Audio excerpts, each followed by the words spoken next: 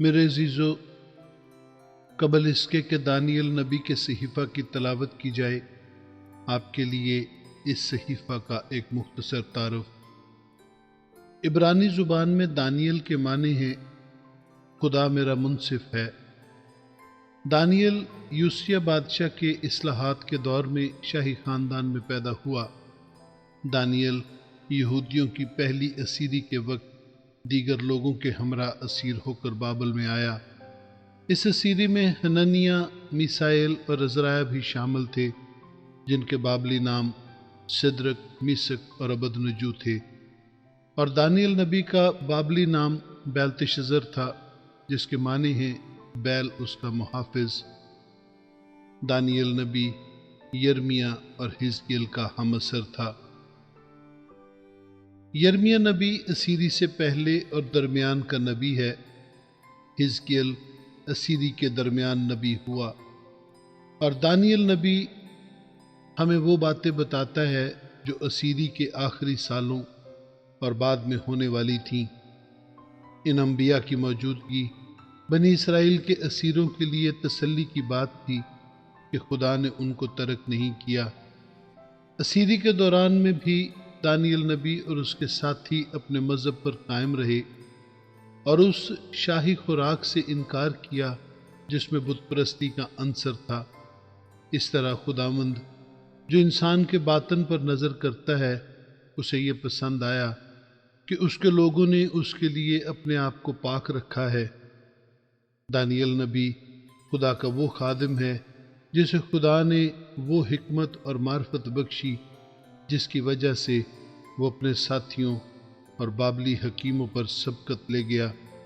اس طرح دانیل پہلے بابلی حکومت اور بعد میں دارامادی کی حکومت میں سرفراز ہوتا گیا۔ اس پاک صحیفہ میں ہمیں سدرک، میشک اور عبدنجو کا وہ ایمان بھی نظر آتا ہے جو آگ سے آزمایا گیا، اور جب وہ اپنی آزمائش میں نہ گرے تو خداوند یسوع نے بھی انہیں نہ چھوڑا بلکہ اس آگ میں ان کی حفاظت کی۔ اس پاک صحیفہ کے پہلے 6 ابواب تو تواریخی ہیں، مگر آخری 6 ابواب بنی اسرائیل کی عظمت، اس کی بحالی، مخالف مسیح کا ظاہر ہونا، خداوند یسوع کی آمد ثانی، کلیسیا پر بڑی مصیبتیں اور مسیح کی 1000 سالہ بادشاہت کو بیان کرتے ہیں۔ اس صحیفہ کا مصنف دانیل نبی ہے، اور اس نے اس صحیفہ کو سن 606 تا 536 قبل مسیح تصنیف کیا۔ اس کتاب کے کل ابواب 12 اور آیات 357 ہیں، اور یہ بائبل مقدس کی 27ویں کتاب ہے۔ آئیے اب ہم دانیل نبی کے صحیفہ کی تلاوت کریں اور کلام پر عمل کرنے والے ہوں، تاکہ اپنے آپ کو پاک رکھنا سیکھیں اور خداوند یسوع کی تعلیم پر قائم رہیں، تاکہ اس کو پسند آئیں، تاکہ اس کی بادشاہی میں شامل ہوں اور اس کے اس جلال کو دیکھیں جو باپ نے اسے بخشا ہے۔ آمین ثم آمین۔ آئیے دانیل نبی کے صحیفہ کی تلاوت کریں۔ پہلا باب۔ شاہ یہودہ یہویقیم کی سلطنت کے 3 سال میں شاہ بابل نبوکت نظر نے یروشلم پر چڑھائی کر کے اس کا محاصرہ کیا، اور خداوند نے شاہ یہودہ یہویقیم کو اور خدا کے گھر کے بعض ظروف کو اس کے حوالہ کر دیا، اور وہ ان کو سنار کی سرزمین میں اپنے بت خانہ میں لے گیا۔ چنانچہ اس نے ظروف کو اپنے بت کے خزانہ میں داخل کیا، اور بادشاہ نے اپنے خواجہ سراؤں کے سردار سپنز کو حکم کیا کہ بنی اسرائیل میں سے اور بادشاہ کی نسل میں سے اور شرفا میں سے لوگوں کو حاضر کرے۔ وہ بے عیب جوان بلکہ خوبصورت اور حکمت میں ماہر اور ہر طرح سے دانشور اور صاحب علم ہوں، جن میں یہ لیاقت ہو کہ شاہی قصر میں کھڑے رہیں، اور وہ ان کو کسدیوں کے علم اور ان کی زبان کی تعلیم دے۔ اور بادشاہ نے ان کے لیے شاہی خوراک میں سے اور اپنے پینے کی مے میں سے روزانہ وظیفہ مقرر کیا کہ 3 سال تک ان کی پرورش ہو تاکہ اس کے بعد وہ بادشاہ کے حضور کھڑے ہو سکیں۔ اور ان میں بنی یہودا میں سے دانیل اور حننیہ اور میسائیل اور عزرائیہ تھے، اور خواجہ سراؤں کے سردار نے ان کے نام رکھے۔ اس نے دانیل کو بیلتشزر اور حننیہ کو سدرک اور میسائیل کو میسک اور عزرائیہ کو عبدنجو کہا۔ لیکن دانیل نے اپنے دل میں ارادہ کیا کہ اپنے آپ کو شاہی خوراک سے اور اس کی مے سے جو وہ پیتا تھا ناپاک نہ کرے، اس لیے اس نے خواجہ سراؤں کے سردار سے درخواست کی کہ وہ اپنے آپ کو ناپاک کرنے سے معذور رکھا جائے، اور خدا نے دانیل کو خواجہ سراؤں کے سردار کی نظر میں مقبول و محبوب ٹھہرایا۔ چنانچہ خواجہ سراؤں کے سردار نے دانیل سے کہا کہ میں اپنے خداوند بادشاہ سے جس نے تمہارا کھانا پینا مقرر کیا ہے ڈرتا ہوں۔ تمہارے چہرے اس کی نظر میں تمہارے ہم عمروں کے چہروں سے کیوں زبون ہوں، اور یوں تم میرے سر کو بادشاہ کے حضور خطرہ میں ڈالو۔ تب دانیل نے دروغہ سے، جس کو خواجہ سراؤں کے سردار نے دانیل اور حننیہ اور میسائیل اور عزرائیہ پر مقرر کیا تھا، کہا، میں تیری منت کرتا ہوں کہ تو 10 روز تک اپنے خادموں کو آزما کر دیکھ، اور کھانے کو ساگ پات اور پینے کو پانی ہم کو دلوا، تب ہمارے چہرے اور ان جوانوں کے چہرے جو شاہی کھانا کھاتے ہیں تیرے حضور دیکھے جائیں۔ پھر اپنے خادموں سے جو تو مناسب سمجھے سو کر۔ چنانچہ اس نے ان کی یہ بات قبول کی اور 10 روز تک ان کو آزمایا، اور 10 روز کے بعد ان کے چہروں پر ان سب جوانوں کے چہروں کی نسبت جو شاہی کھانا کھاتے تھے زیادہ رونق اور تازگی نظر آئی۔ تب دروغہ نے ان کی خوراک اور مے کو جو ان کے لیے مقرر تھی موقوف کیا اور ان کو ساگ پات کھانے کو دیا۔ تب خدا نے ان چاروں جوانوں کو معرفت اور ہر طرح کی حکمت اور علم میں مہارت بخشی، اور دانیل ہر طرح کی رویا اور خواب میں صاحب فہم تھا۔ اور جب وہ دن گزر گئے جن کے بعد بادشاہ کے فرمان کے مطابق ان کو حاضر ہونا تھا، تو خواجہ سراؤں کا سردار ان کو نبوکت نظر کے حضور لے گیا، اور بادشاہ نے ان سے گفتگو کی، اور ان میں سے دانیل اور حننیہ اور میسائیل اور عزرائیہ کی مانند کوئی نہ تھا۔ اس لیے وہ بادشاہ کے حضور کھڑے رہنے لگے، اور ہر طرح کی خرد مندی اور دانشوری کے باب میں جو کچھ بادشاہ نے ان سے پوچھا ان کو تمام فالگیروں اور نجومیوں سے جو اس کے تمام ملک میں تھے 10 درجہ بہتر پایا، اور دانیل ہورس بادشاہ کے پہلے سال تک زندہ تھا۔ دوسرا باب۔ اور نبوکت نظر نے اپنی سلطنت کے دوسرے سال میں ایسے خواب دیکھے جن سے اس کا دل گھبرا گیا اور اس کی نیند جاتی رہی۔ تب بادشاہ نے حکم دیا کہ فالگیروں اور نجومیوں اور جادوگروں اور کسدیوں کو بلائیں کہ بادشاہ کے خواب اسے بتائیں۔ چنانچہ وہ آئے اور بادشاہ کے حضور کھڑے ہوئے، اور بادشاہ نے ان سے کہا کہ میں نے ایک خواب دیکھا ہے، اور اس خواب کو دریافت کرنے کے لیے میری جان بےتاب ہے۔ تب کسدیوں نے بادشاہ کے حضور ارامی زبان میں عرض کی کہ اے بادشاہ، ابد تک جیتا رہ، اپنے خادموں سے خواب بیان کر اور ہم اس کی تعبیر کریں گے۔ بادشاہ نے کسدیوں کو جواب دیا کہ میں تو یہ حکم دے چکا ہوں کہ اگر تم خواب نہ بتاؤ اور اس کی تعبیر نہ کرو تو ٹکڑے ٹکڑے کیے جاؤ گے اور تمہارے گھر مزبلہ ہو جائیں گے، لیکن اگر خواب اور اس کی تعبیر بتاؤ تو مجھ سے انعام اور صلہ اور بڑی عزت حاصل کرو گے، اس لیے خواب اور اس کی تعبیر مجھ سے بیان کرو۔ انہوں نے پھر عرض کی کہ بادشاہ اپنے خادموں سے خواب بیان کرے تو ہم اس کی تعبیر کریں گے۔ بادشاہ نے جواب دیا، میں خوب جانتا ہوں کہ تم ٹالنا چاہتے ہو، کیونکہ تم جانتے ہو کہ میں حکم دے چکا ہوں، لیکن اگر تم مجھ کو خواب نہ بتاؤ گے تو تمہارے لیے ایک ہی حکم ہے، کیونکہ تم نے جھوٹ اور ہیلا کی باتیں بنائیں تاکہ میرے حضور بیان کرو کہ وقت ٹل جائے۔ بس خواب بتاؤ تو میں جانوں کہ تم اس کی تعبیر بھی بیان کر سکتے ہو۔ کسدیوں نے بادشاہ سے عرض کی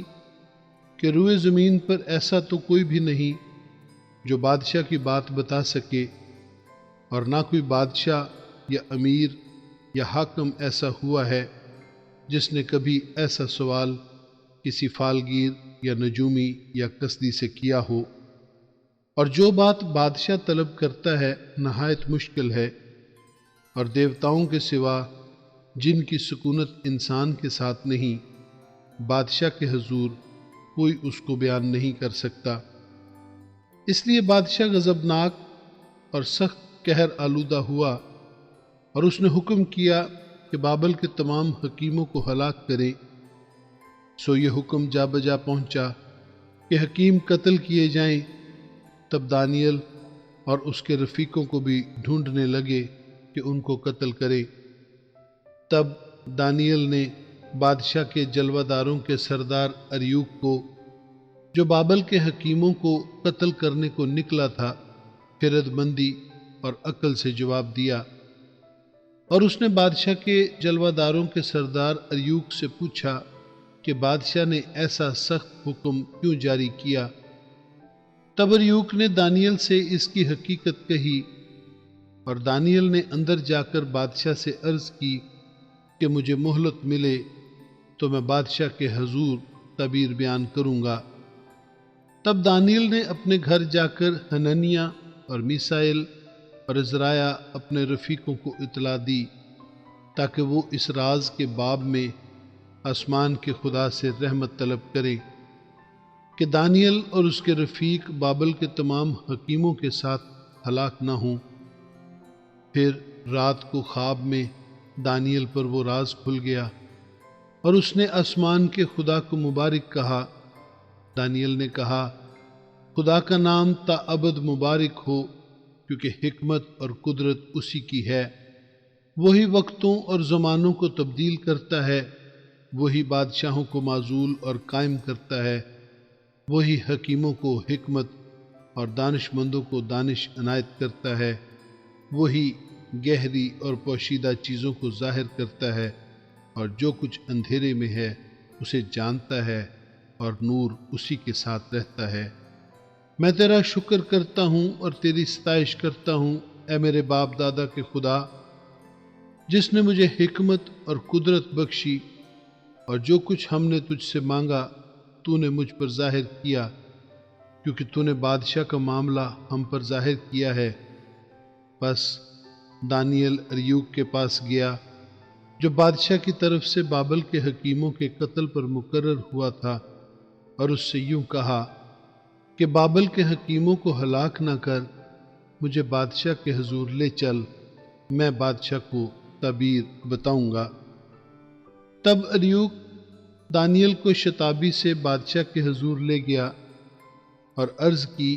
کہ مجھے یہودا کے اسیروں میں ایک شخص مل گیا ہے جو بادشاہ کو تعبیر بتا دے گا۔ بادشاہ نے دانیل سے، جس کا لقب بیلتشزر تھا، پوچھا،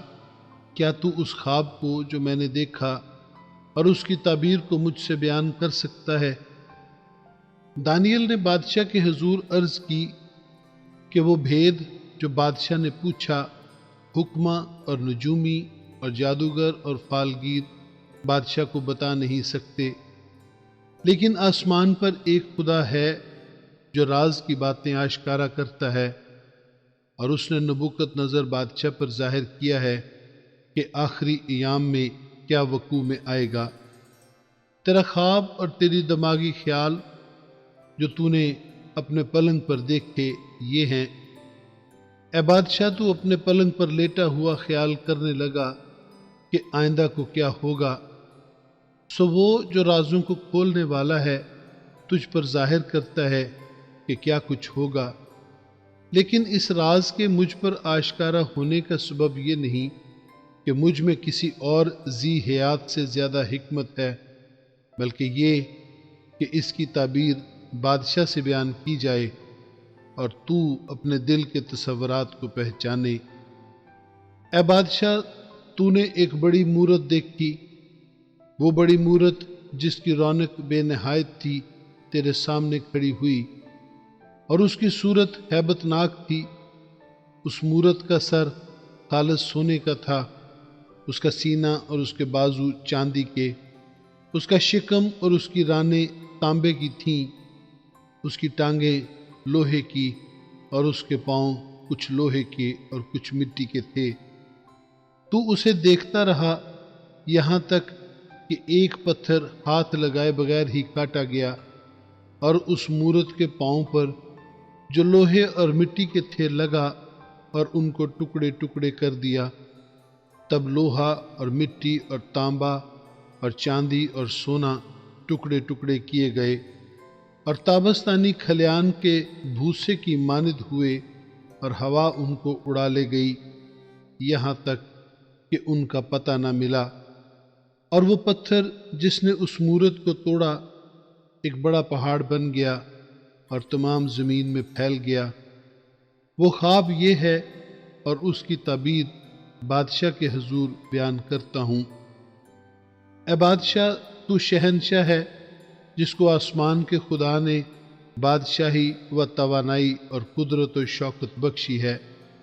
اور جہاں کہیں بنی آدم سکونت کرتے ہیں اس نے میدان کے چرندے اور ہوا کے پرندے تیرے حوالہ کر کے تجھ کو ان سب کا حاکم بنایا ہے۔ وہ سونے کا سر تو ہی ہے، اور تیرے بعد ایک اور سلطنت برپا ہوگی جو تجھ سے چھوٹی ہوگی، اور اس کے بعد ایک اور سلطنت تانبے کی جو تمام زمین پر حکومت کرے گی، اور چوتھی سلطنت لوہے کی مانند مضبوط ہوگی، اور جس طرح لوہا توڑ ڈالتا ہے اور سب چیزوں پر غالب آتا ہے، ہاں جس طرح لوہا سب چیزوں کو ٹکڑے ٹکڑے کرتا اور کچلتا ہے، اسی طرح وہ ٹکڑے ٹکڑے کرے گی اور کچل ڈالے گی۔ اور جو تو نے دیکھا کہ اس کے پاؤں اور انگلیاں کچھ تو کمہار کی مٹی کی اور کچھ لوہے کی تھیں، سو اس سلطنت میں تفرقہ ہوگا، مگر جیسا کہ تو نے دیکھا کہ اس میں لوہا مٹی سے ملا ہوا تھا، اس میں لوہے کی مضبوطی ہوگی، اور چونکہ پاؤں کی انگلیاں کچھ لوہے کی اور کچھ مٹی کی تھیں، اس لیے سلطنت کچھ قوی اور کچھ ضعیف ہوگی۔ اور جیسا تو نے دیکھا کہ لوہا مٹی سے ملا ہوا تھا، وہ بنی آدم سے آمیختہ ہوں گے، لیکن جیسے لوہا مٹی سے میل نہیں کھاتا، ویسے ہی وہ بھی باہم میل نہ کھائیں گے۔ اور ان بادشاہوں کے ایام میں آسمان کا خدا ایک سلطنت برپا کرے گا جو تاابد نیست نہ ہوگی، اور اس کی حکومت کسی دوسری قوم کے حوالہ نہ کی جائے گی، بلکہ وہ ان تمام مملکتوں کو ٹکڑے ٹکڑے اور نیست کرے گی، اور وہی ابد تک قائم رہے گی۔ جیسا تو نے دیکھا کہ وہ پتھر ہاتھ لگائے بغیر ہی پہاڑ سے کاٹا گیا، اور اس نے لوہے اور تانبے اور مٹی اور چاندی اور سونے کو ٹکڑے ٹکڑے کیا۔ خدا تعالیٰ نے بادشاہ کو وہ کچھ دکھایا جو آگے کو ہونے والا ہے، اور یہ خواب یقینی ہے اور اس کی تعبیر یقینی۔ تب نبوکت نظر بادشاہ نے منہ کے بل گر کر دانیل کو سجدہ کیا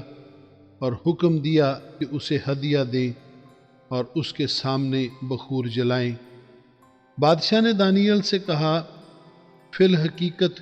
تیرا خدا معبودوں کا معبود اور بادشاہوں کا خداوند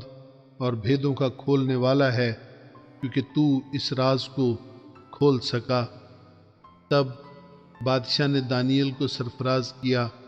اور اسے بہت سے بڑے بڑے تحفے عطا کیے، اور اس کو بابل کے تمام صوبہ پر فرما روائی بخشی۔ اور بابل کے تمام حکیموں پر حکمرانی عنایت کی۔ تب دانیل نے بادشاہ سے درخواست کی اور اس نے سدرک اور میسک اور عبدنجو کو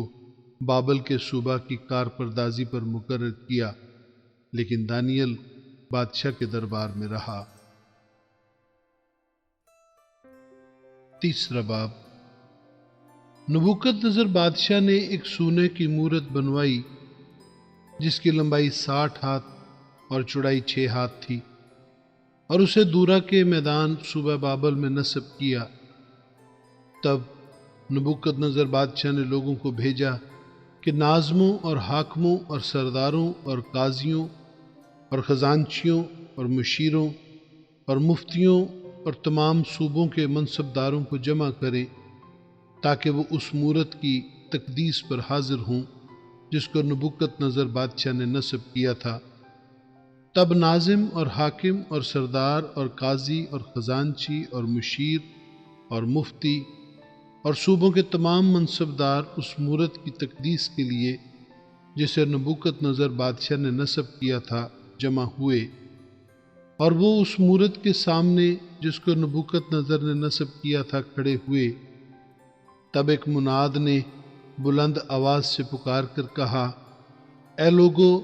اے امتوں اور اے مختلف زبانیں بولنے والو، تمہارے لیے یہ حکم ہے کہ جس وقت کرنا اور نے اور ستار اور رباب اور بربط اور چغانہ اور ہر طرح کے ساز کی آواز سنو تو اس سونے کی مورت کے سامنے جس کو نبوکد نظر بادشاہ نے نصب کیا ہے گر کر سجدہ کرو، اور جو کوئی گر کر سجدہ نہ کرے اسی وقت آگ کی جلتی بھٹی میں ڈالا جائے گا۔ اس لیے جس وقت سب لوگوں نے کرنا اور نے اور ستار اور رباب اور بربط اور ہر طرح کے ساز کی آواز سنی تو سب لوگوں اور امتوں اور مختلف زبانیں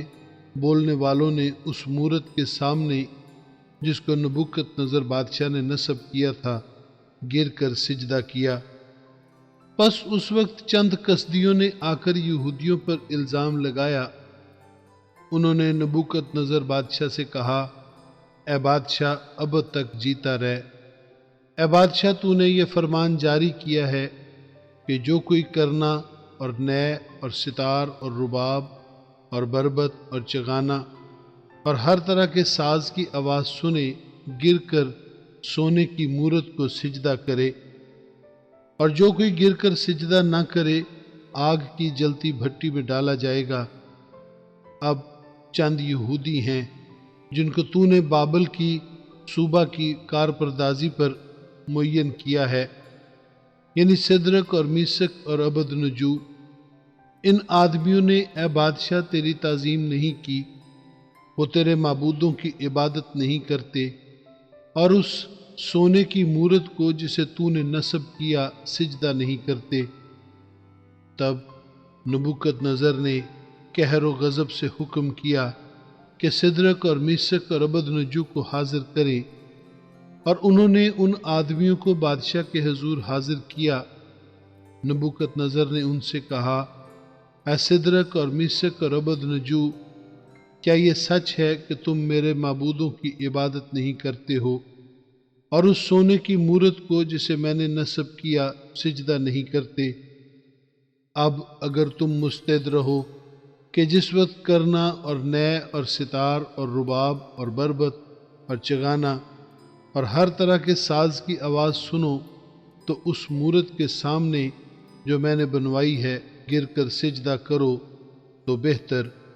پر اگر سجدہ نہ کرو گے تو اسی وقت آگ کی جلتی بھٹی میں ڈالے جاؤ گے، اور کون سا معبود تم کو میرے ہاتھ سے چھڑائے گا؟ سدرک اور میسک اور عبدنجو نے بادشاہ سے عرض کی کہ اے نبوکد نظر، اس امر میں ہم تجھے جواب دینا ضروری نہیں سمجھتے۔ دیکھ، ہمارا خدا جس کی ہم عبادت کرتے ہیں ہم کو آگ کی جلتی بھٹی سے چھڑانے کی قدرت رکھتا ہے، اور اے بادشاہ وہی ہم کو تیرے ہاتھ سے چھڑائے گا۔ اور نہیں تو اے بادشاہ تجھے معلوم ہو کہ ہم تیرے معبودوں کی عبادت نہیں کریں گے اور اس سونے کی مورت کو جو تو نے نصب کی ہے سجدہ نہیں کریں گے۔ تب نبوکدنضر قہر سے بھر گیا اور اس کے چہرہ کا رنگ سدرک اور میشک اور عبدنجو پر مبدل ہوا، اور اس نے حکم دیا کہ بھٹی کی آنچ معمول سے 7 گنا زیادہ کرے، اور اس نے اپنے لشکر کے چند زوراور پہلوانوں کو حکم کیا کہ سدرک اور میشک اور عبدنجو کو باندھ کر آگ کی جلتی بھٹی میں ڈال دیں۔ تب یہ مرد اپنے زیر جاموں، قمیضوں اور اماموں سمیت باندھے گئے اور آگ کی جلتی بھٹی میں پھینک دیے گئے۔ بس چونکہ بادشاہ کا حکم تاکیدی تھا اور بھٹی کی آنچ نہایت تیز تھی، اس لیے سدرک اور میشک اور عبدنجو کو اٹھانے والے آگ کے شعلوں سے ہلاک ہو گئے، اور یہ 3 مرد یعنی سدرک اور میشک اور عبدنجو بندھے ہوئے آگ کی جلتی بھٹی میں جا پڑے۔ تب نبوکدنضر بادشاہ سراسیمہ ہو کر جلد اٹھا اور ارکان دولت سے مخاطب ہو کر کہنے لگا،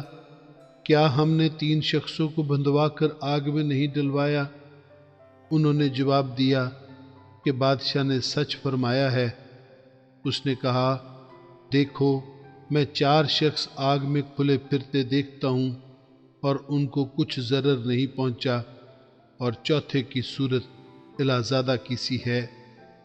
تب نبوکدنضر نے آگ کی جلتی بھٹی کے دروازہ پر آ کر کہا، اے سدرک اور میشک اور عبدنجو، خدا تعالیٰ کے بندو، باہر نکلو اور ادھر آؤ۔ پس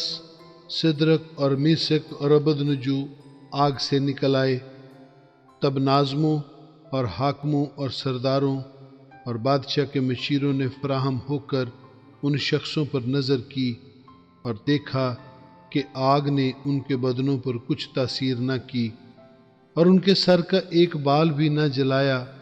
اور ان کی پوشاک میں مطلق فرق نہ آیا، اور ان سے آگ سے جلنے کی بو بھی نہ آتی تھی۔ بس نبوکدنضر نے پکار کر کہا کہ سدرک اور میشک اور عبدنجو کا خدا مبارک ہو، جس نے اپنا فرشتہ بھیج کر اپنے بندوں کو رہائی بخشی، جنہوں نے اس پر توکل کر کے بادشاہ کے حکم کو ٹال دیا اور اپنے بدنوں کو نثار کیا کہ اپنے خدا کے سوا کسی دوسرے معبود کی عبادت اور بندگی نہ کریں۔ اس لیے میں یہ فرمان جاری کرتا ہوں کہ جو قوم یا امت یا اہل لغت سدرک اور میشک اور عبدنجو کے خدا کے حق میں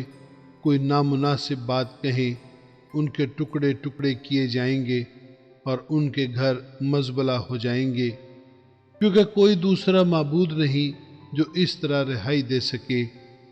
پھر بادشاہ نے سدرک اور میشک اور عبدنجو کو صوبہ بابل میں سرفراز کیا۔ چوتھا باب، نبوکدنضر بادشاہ کی طرف سے تمام لوگوں، امتوں اور اہل لغت کے لیے جو تمام روئے زمین پر سکونت کرتے ہیں، تمہاری سلامتی افزون ہو۔ میں نے مناسب جانا کہ ان نشانوں اور عجائب کو ظاہر کروں جو خدا تعالیٰ نے مجھ پر آشکارا کیے ہیں۔ اس کے نشان کیسے عظیم اور اس کے عجائب کیسے مہیب ہیں۔ اس کی مملکت ابدی مملکت ہے اور اس کی سلطنت پشت در پشت۔ میں نبوکدنضر اپنے گھر میں مطمئن اور اپنے قصر میں کامران تھا۔ میں نے ایک خواب دیکھا جس سے میں ہراساں ہو گیا، اور ان تصورات سے جو میں نے پلنگ پر کیے اور ان خیالوں سے جو میرے دماغ میں آئے مجھے پریشانی ہوئی۔ اس لیے میں نے فرمان جاری کیا کہ بابل کے تمام حکیم میرے حضور حاضر کیے جائیں تاکہ مجھ سے اس خواب کی تعبیر بیان کریں۔ چنانچہ ساحر اور نجومی اور کسدی اور فالگیر حاضر ہوئے، اور میں نے ان سے اپنے خواب کا بیان کیا، پر انہوں نے اس کی تعبیر مجھ سے بیان نہ کی۔ آخر کار دانیل میرے سامنے آیا، جس کا نام بیلتشزر ہے، جو میرے معبود کا بھی نام ہے، اس میں مقدس الہوں کی روح ہے۔ پس میں نے اس کے روبرو خواب کا بیان کیا اور کہا، اے بیلتشزر، ساحروں کے سردار، چونکہ میں جانتا ہوں کہ مقدس الہوں کی روح تجھ میں ہے اور کہ کوئی راز کی بات تیرے لیے مشکل نہیں، اس لیے جو خواب میں نے دیکھا اس کی کیفیت اور تعبیر بیان کر۔ پلنگ پر میرے دماغ کی رویا یہ تھی، میں نے نگاہ کی اور کیا دیکھتا ہوں کہ زمین کے وسط میں ایک نہایت اونچا درخت ہے۔ وہ درخت بڑا اور مضبوط ہوا اور اس کی چوٹی آسمان تک پہنچی اور وہ زمین کی انتہا تک دکھائی دینے لگا۔ اس کے پتے خوشنما تھے اور میوہ فراوان تھا اور اس میں سب کے لیے خوراک تھی۔ میدان کے چرندے اس کے سایہ میں اور ہوا کے پرندے اس کی شاخوں پر بسیرا کرتے تھے، اور تمام بشر نے اس سے پرورش پائی۔ میں نے اپنے پلنگ پر اپنی دماغی رویا پر نگاہ کی اور کیا دیکھتا ہوں کہ ایک نگہبان، ہاں ایک قدسی، آسمان سے اترا۔ اس نے بلند آواز سے پکار کر یوں کہا کہ درخت کو کاٹو، اس کی شاخیں تراشو اور اس کے پتے جھاڑو اور اس کا پھل بکھیر دو۔ چرندے اس کے نیچے سے چلے جائیں اور پرندے اس کی شاخوں پر سے اڑ جائیں، لیکن اس کی جڑوں کا کندہ زمین میں باقی رہنے دو۔ ہاں، لوہے اور تانبے کے بندھن سے بندھا ہوا میدان کی ہری گھاس میں رہنے دو، اور وہ آسمان کی شبنم سے تر ہو اور اس کا حصہ زمین کی گھاس میں حیوانوں کے ساتھ ہو۔ اس کا دل انسان کا دل نہ رہے، بلکہ اس کو حیوان کا دل دیا جائے اور اس پر 7 دور گزر جائیں۔ یہ حکم نگہبانوں کے فیصلہ سے ہے اور یہ امر قدسیوں کے کہنے کے مطابق ہے، تاکہ سب ذی حیات پہچان لیں کہ حق تعالیٰ آدمیوں کی مملکت میں حکمرانی کرتا ہے اور جس کو چاہتا ہے اسے دیتا ہے، بلکہ آدمیوں میں سے ادنا آدمی کو اس پر قائم کرتا ہے۔ میں نبوکت نظر بادشاہ نے یہ خواب دیکھا ہے۔ اے بیلتشزر، تو اس کی تعبیر بیان کر، کیونکہ میری مملکت کے تمام حکیم مجھ سے اس کی تعبیر بیان نہیں کر سکتے، لیکن تو کر سکتا ہے، کیونکہ مقدس الہوں کی روح تجھ میں موجود ہے۔ تب دانیل، جس کا نام بیلتشزر ہے، ایک ساعت تک سراسیمہ رہا اور اپنے خیالات میں پریشان ہوا۔ بادشاہ نے اس سے کہا، اے بیلتشزر، خواب اور اس کی تعبیر سے تو پریشان نہ ہو۔ بیلتشزر نے جواب دیا، اے میرے خداوند، یہ خواب تجھ سے کینہ رکھنے والوں کے لیے اور اس کی تعبیر تیرے دشمنوں کے لیے ہو۔ وہ درخت جو تو نے دیکھا کہ بڑا اور مضبوط ہوا، جس کی چوٹی آسمان تک پہنچی اور زمین کی انتہا تک دکھائی دیتا تھا، جس کے پتے خوشنما تھے اور میوہ فراوان تھا، جس میں سب کے لیے خوراک تھی، جس کے سایہ میں میدان کے چرندے اور شاخوں پر ہوا کے پرندے بسیرا کرتے تھے۔ اے بادشاہ، وہ تو ہی ہے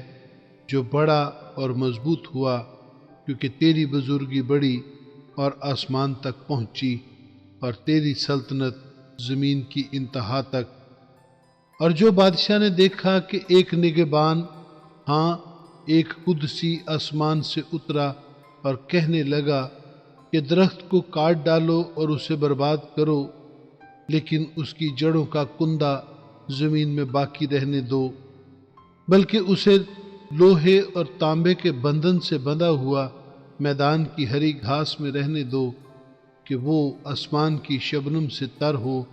اور جب تک اس پر 7 دور نہ گزر جائیں اس کا بکھرا زمین کے حیوانوں کے ساتھ ہو۔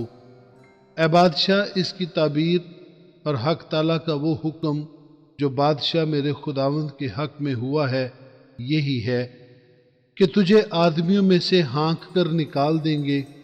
اور تو میدان کے حیوانوں کے ساتھ رہے گا، اور تو بیل کی طرح گھاس کھائے گا، اور آسمان کی شبنم سے تر ہوگا، اور تجھ پر 7 دور گزر جائیں گے۔ تب تجھ کو معلوم ہوگا کہ حق تعالی انسان کی مملکت میں حکمرانی کرتا ہے، اور اسے جس کو چاہتا ہے دیتا ہے۔ اور یہ جو انہوں نے حکم کیا کہ درخت کی جڑوں کے کندہ کو باقی رہنے دو، اس کا مطلب یہ ہے کہ جب تو معلوم کر چکے گا کہ بادشاہی کا اقتدار آسمان کی طرف سے ہے، تو اپنی سلطنت پر پھر قائم ہو جائے گا۔ اس لیے اے بادشاہ، تیرے حضور میری صلاح قبول ہو، اور تو اپنی خطاؤں کو صداقت سے اور اپنی بدکرداری کو مسکینوں پر رحم کرنے سے دور کر۔ ممکن ہے کہ اس سے تیرا اطمینان زیادہ ہو۔ یہ سب کچھ نبوکت نظر بادشاہ پر گزرا۔ 1 سال کے بعد وہ بابل کے شاہی محل میں ٹہل رہا تھا۔ بادشاہ نے فرمایا، کیا یہ بابل اعظم نہیں جس کو میں نے اپنی توانائی کی قدرت سے تعمیر کیا ہے کہ دارالسلطنت اور میرے جاہ و جلال کا نمونہ ہو؟ بادشاہ یہ بات کہہ ہی رہا تھا کہ آسمان سے آواز آئی کہ اے نبوکت نظر بادشاہ، تیرے حق میں یہ فتویٰ ہے کہ سلطنت تجھ سے جاتی رہی، اور تجھے آدمیوں میں سے ہانک کر نکال دیں گے، اور تو میدان کے حیوانوں کے ساتھ رہے گا، اور بیل کی طرح گھاس کھائے گا، اور 7 دور تجھ پر گزریں گے۔ تب تجھ کو معلوم ہوگا کہ حق تعالی آدمیوں کی مملکت میں حکمرانی کرتا ہے، اور اسے جس کو چاہتا ہے دیتا ہے۔ اسی وقت نبوکت نظر بادشاہ پر یہ بات پوری ہوئی، اور وہ آدمیوں میں سے نکالا گیا، اور بیلوں کی طرح گھاس کھاتا رہا، اور اس کا بدن آسمان کی شبنم سے تر ہوا، یہاں تک کہ اس کے بال عقاب کے پروں کی مانند اور اس کے ناخن پرندوں کے چنگل کی مانند بڑھ گئے۔ اور ان ایام کے گزرنے کے بعد میں نبوکت نظر نے آسمان کی طرف آنکھیں اٹھائیں، اور میری عقل مجھ میں پھر آئی، اور میں نے حق تعالیٰ کا شکر کیا، اور اس حی القیوم کی حمد و ثنا کی جس کی سلطنت ابدی اور جس کی مملکت پشت در پشت ہے، اور زمین کے تمام باشندے ناچیز گنے جاتے ہیں، اور وہ آسمانی لشکر اور اہل زمین کے ساتھ جو کچھ چاہتا ہے کرتا ہے، اور کوئی نہیں جو اس کا ہاتھ روک سکے یا اس سے کہے کہ تو کیا کرتا ہے۔ اسی وقت میری عقل مجھ میں پھر آئی، اور میری سلطنت کی شوکت کے لیے میرا روب اور دبدبہ پھر مجھ میں بحال ہو گیا، اور میرے مشیروں اور امیروں نے مجھے پھر ڈھونڈا، اور میں اپنی مملکت میں قائم ہوا، اور میری عظمت میں افزونی ہوئی۔ اب میں نبوکت نظر آسمان کے بادشاہ کی ستائش اور تکریم و تعظیم کرتا ہوں، کیونکہ وہ اپنے سب کاموں میں راست اور اپنی سب راہوں میں عادل ہے، اور جو مغروری میں چلتے ہیں ان کو ذلیل کر سکتا ہے۔ 5واں باب۔ بیلشزر بادشاہ نے اپنے 1000 امراء کی بڑی دھوم دھام سے ضیافت کی، اور ان کے سامنے مے نوشی کی۔ بیلشزر نے مے سے مسرور ہو کر حکم کیا کہ سونے اور چاندی کے ظروف جو نبوکت نظر اس کا باپ یروشلم کی ہیکل سے نکال لایا تھا لائیں، تاکہ بادشاہ اور اس کے امراء اور اس کی بیویاں اور حرمیں ان میں مے خواری کریں۔ تب سونے کے ظروف کو جو ہیکل سے یعنی خدا کے گھر سے جو یروشلم میں ہے لے گئے تھے لائے، اور بادشاہ اور اس کے امراء اور اس کی بیویوں اور حرموں نے ان میں مے پی۔ انہوں نے مے پی اور سونے اور چاندی اور پیتل اور لوہے اور لکڑی اور پتھر کے بتوں کی حمد کی۔ اسی وقت آدمی کے ہاتھ کی انگلیاں ظاہر ہوئیں، اور انہوں نے شمعدان کے مقابل بادشاہی محل کی دیوار کے گچ پر لکھا، اور بادشاہ نے ہاتھ کا وہ حصہ جو لکھتا تھا دیکھا، تب بادشاہ کے چہرہ کا رنگ اڑ گیا اور اس کے خیالات اس کو پریشان کرنے لگے، یہاں تک کہ اس کی کمر کے جوڑ ڈھیلے ہو گئے اور اس کے گھٹنے ایک دوسرے سے ٹکرانے لگے۔ بادشاہ نے چلا کر کہا کہ نجومیوں اور کشتیوں اور فالگیروں کو حاضر کریں۔ بادشاہ نے بابل کے حکیموں سے کہا کہ جو کوئی اس نوشتہ کو پڑھے اور اس کا مطلب مجھ سے بیان کرے، ارغوانی خلعت پائے گا، اور اس کی گردن میں زریں توق پہنایا جائے گا، اور وہ مملکت میں تیسرے درجے کا حاکم ہوگا۔ تب بادشاہ کے تمام حکیم حاضر ہوئے، لیکن نہ اس نوشتہ کو پڑھ سکے اور نہ بادشاہ سے اس کا مطلب بیان کر سکے۔ تب بیلشزر بادشاہ بہت گھبرایا اور اس کے چہرے کا رنگ اڑ گیا اور اس کے امراء پریشان ہو گئے۔ اب بادشاہ اور اس کے امراء کی باتیں سن کر بادشاہ کی والدہ جشن گاہ میں آئی اور کہنے لگی، اے بادشاہ، ابد تک جیتا رہ، تیرے خیالات تجھ کو پریشان نہ کریں اور تیرا چہرہ متغیر نہ ہو۔ تیری مملکت میں ایک شخص ہے جس میں قدوس الہوں کی روح ہے، اور تیرے باپ کے ایام میں نور اور دانش اور حکمت الہوں کی حکمت کی مانند اس میں پائی جاتی تھی، اور اس کو نبوکت نظر بادشاہ تیرے باپ نے ساحروں اور نجومیوں اور کسدیوں اور فالگیروں کا سردار بنایا تھا، کیونکہ اس میں ایک فاضل روح اور دانش اور عقل اور خوابوں کی تعبیر اور عقدہ کشائی اور حل مشکلات کی قوت تھی۔ اسی دانیل میں جس کا نام بادشاہ نے بیلتشزر رکھا تھا، بس دانیل کو بلوا، وہ مطلب بتائے گا۔ تب دانیل بادشاہ کے حضور حاضر کیا گیا۔ بادشاہ نے دانیل سے پوچھا، کیا تو وہی دانیل ہے جو یہودا کے اسیروں میں سے ہے، جن کو بادشاہ میرا باپ یہودا سے لایا؟ میں نے تیری بابت سنا ہے کہ الہوں کی روح تجھ میں ہے، اور نور اور دانش اور کامل حکمت تجھ میں ہیں۔ حکیم اور نجومی میرے حضور حاضر کیے گئے تاکہ اس نوشتہ کو پڑھیں اور اس کا مطلب مجھ سے بیان کریں، لیکن وہ اس کا مطلب بیان نہیں کر سکے۔ اور میں نے تیری بابت سنا ہے کہ تو تعبیر اور حل مشکلات پر قادر ہے، بس اگر تو اس نوشتہ کو پڑھے اور اس کا مطلب مجھ سے بیان کرے تو ارغوانی خلعت پائے گا، اور تیری گردن میں زری توق پہنایا جائے گا، اور تو مملکت میں تیسرے درجے کا حاکم ہوگا۔ تب دانیل نے بادشاہ کو جواب دیا کہ تیرا انعام تیرے ہی پاس رہے، اور اپنا صلہ کسی دوسرے کو دے، تو بھی میں بادشاہ کے لیے اس نوشتہ کو پڑھوں گا اور اس کا مطلب اس سے بیان کروں گا۔ اے بادشاہ، خدا تعالیٰ نے نبوکت نظر تیرے باپ کو سلطنت اور حشمت اور شوکت اور عزت بخشی، اور اس حشمت کے سبب سے جو اس نے اسے بخشی، تمام لوگ اور امتیں اور اہل لغت اس کے حضور لرزاں و ترساں ہوئے۔ اس نے جس کو چاہا ہلاک کیا اور جس کو چاہا زندہ رکھا، جس کو چاہا سرفراز کیا اور جس کو چاہا ذلیل کیا۔ لیکن جب اس کی طبیعت میں گھمنڈ سمایا اور اس کا دل غرور سے سخت ہو گیا، تو وہ تخت سلطنت سے اتار دیا گیا اور اس کی حشمت جاتی رہی، اور وہ بنی آدم کے درمیان سے ہانک کر نکال دیا گیا، اور اس کا دل حیوانوں کا سا بنا اور گورخروں کے ساتھ رہنے لگا، اور اسے بیلوں کی طرح گھاس کھلاتے تھے، اور اس کا بدن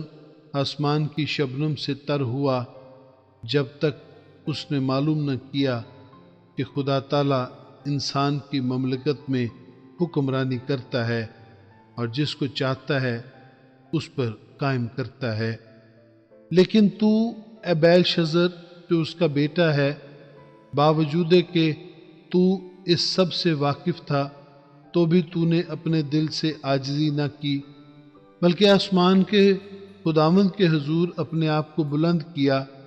اور اس کی ہیکل کے ظروف تیرے پاس لائے، اور تو نے اپنے امرا اور اپنی بیویوں اور حرموں کے ساتھ ان میں مے خواری کی، اور تو نے چاندی اور سونے اور پیتل اور لوہے اور لکڑی اور پتھر کے بتوں کی حمد کی، جو نہ دیکھتے اور نہ سنتے اور نہ جانتے ہیں، اور اس خدا کی تمجید نہ کی جس کے ہاتھ میں تیرا دم ہے اور جس کے قابو میں تیری سب راہیں ہیں۔ پس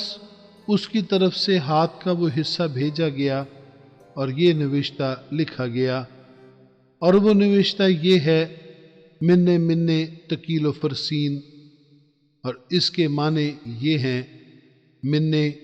یعنی خدا نے تیری مملکت کا حساب کیا اور اسے تمام کر ڈالا،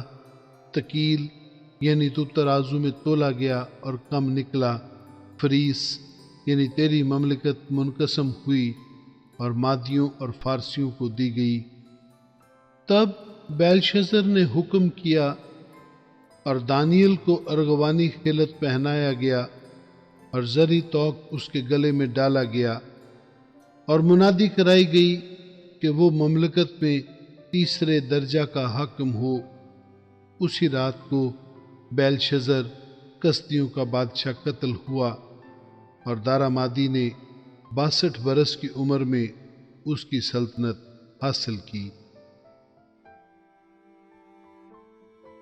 چھٹا باب۔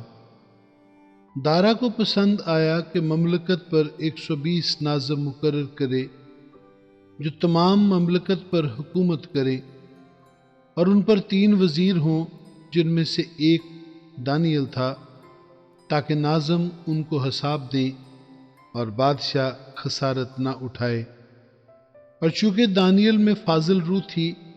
اس لیے وہ ان وزیروں اور ناظموں پر سبقت لے گیا، اور بادشاہ نے چاہا کہ اسے تمام ملک پر مختار ٹھہرائے۔ تب ان وزیروں اور ناظموں نے چاہا کہ ملک داری میں دانیل پر قصور ثابت کریں، لیکن وہ کوئی موقع یا قصور نہ پا سکے، کیونکہ وہ دیانتدار تھا اور اس میں کوئی خطا یا تقصیر نہ تھی۔ تب انہوں نے کہا کہ ہم اس دانیل کو اس کے خدا کی شریعت کے سوا کسی اور بات میں قصوروار نہ پائیں گے۔ بس یہ وزیر اور ناظم بادشاہ کے حضور جمع ہوئے اور اس سے یوں کہنے لگے کہ اے دارا بادشاہ، ابد تک جیتا رہے۔ مملکت کے تمام وزیروں اور حاکموں اور ناظموں اور مشیروں اور سرداروں نے باہم مشورت کی ہے کہ ایک خسروانہ آئین مقرر کریں اور ایک امتناہی فرمان جاری کریں، تاکہ اے بادشاہ 30 روز تک جو کوئی تیرے سوا کسی معبود یا آدمی سے کوئی درخواست کرے، شیروں کی ماند میں ڈال دیا جائے۔ اب اے بادشاہ اس فرمان کو قائم کر اور نوشتہ پر دستخط کر، تاکہ تبدیل نہ ہو، جیسے مادیوں اور فارسیوں کے آئین جو تبدیل نہیں ہوتے۔ پس دارا بادشاہ نے اس نوشتہ اور فرمان پر دستخط کر دیے، اور جب دانیل نے معلوم کیا کہ اس نوشتہ پر دستخط ہو گئے تو اپنے گھر میں آیا، اور اس کی کوٹھڑی کا دریچہ یروشلم کی طرف کھلا تھا۔ وہ دن میں 3 مرتبہ حسب معمول گھٹنے ٹیک کر خدا کے حضور دعا اور اس کی شکر گزاری کرتا رہا۔ تب یہ لوگ جمع ہوئے اور دیکھا کہ دانیل اپنے خدا کے حضور دعا اور التماس کر رہا ہے۔ پس انہوں نے بادشاہ کے سامنے آ کر اس کے حضور اس کے فرمان کا یوں ذکر کیا کہ اے بادشاہ، کیا تو نے اس فرمان پر دستخط نہیں کیے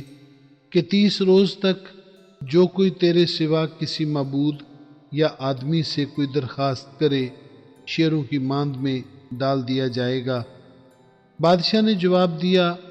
کہ مادیوں اور فارسیوں کے لا تبدیل آئین کے مطابق یہ بات سچ ہے۔ تب انہوں نے بادشاہ کے حضور عرض کی کہ اے بادشاہ، یہ دانیل جو یہودا کے اسیروں میں سے ہے، نہ تیری پرواہ کرتا ہے اور نہ اس امتناہی فرمان کو جس پر تو نے دستخط کیے ہیں خاطر میں لاتا ہے،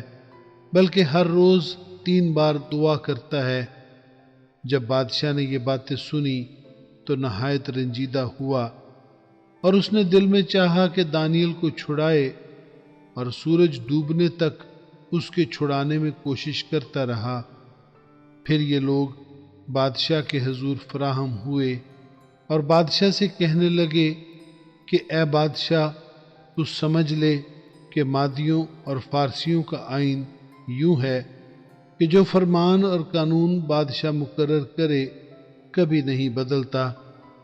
تب بادشاہ نے حکم دیا اور وہ دانیل کو لائے اور شیروں کی ماند میں ڈال دیا۔ پر بادشاہ نے دانیل سے کہا، تیرا خدا جس کی تو ہمیشہ عبادت کرتا ہے تجھے چھڑائے گا۔ اور ایک پتھر لا کر اس ماند کے منہ پر رکھ دیا گیا، اور بادشاہ نے اپنی اور اپنے امیروں کی مہر اس پر کر دی، تاکہ وہ بات جو دانیل کے حق میں ٹھہرائی گئی تھی تبدیل نہ ہو۔ تب بادشاہ اپنے قصر میں گیا، اور اس نے ساری رات فاقہ کیا، اور موسیقی کے ساز اس کے سامنے نہ لائے،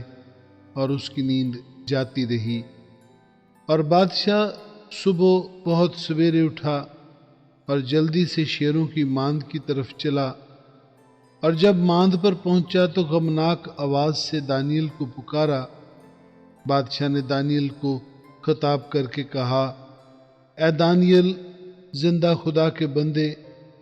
کیا تیرا خدا جس کی تو ہمیشہ عبادت کرتا ہے قادر ہوا کہ تجھے شیروں سے چھڑائے؟ تب دانیل نے بادشاہ سے کہا، اے بادشاہ، ابد تک جیتا رہ۔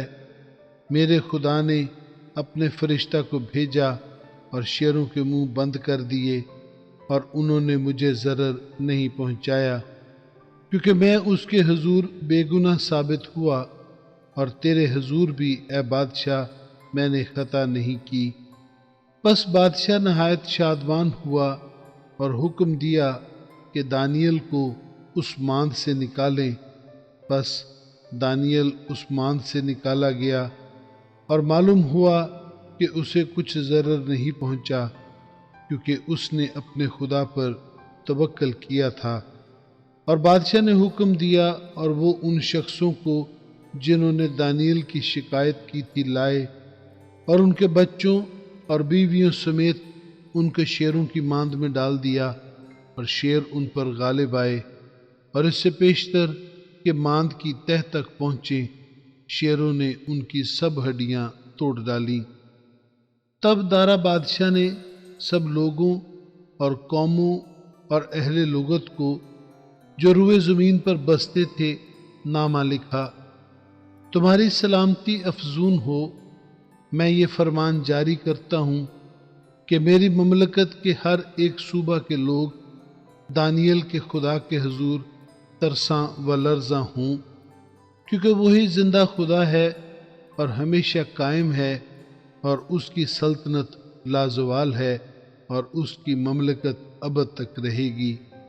وہی چھڑاتا اور بچاتا ہے، اور آسمان اور زمین میں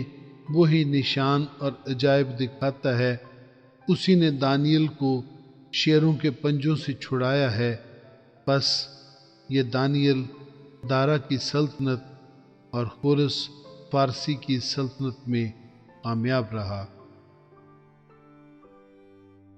7واں باب۔ شاہ بابل بیلشزر کے پہلے سال میں دانیل نے اپنے بستر پر خواب میں اپنے سر کے دماغی خیالات کی رویا دیکھی۔ تب اس نے اس خواب کو لکھا اور ان حالات کا مجمل بیان کیا۔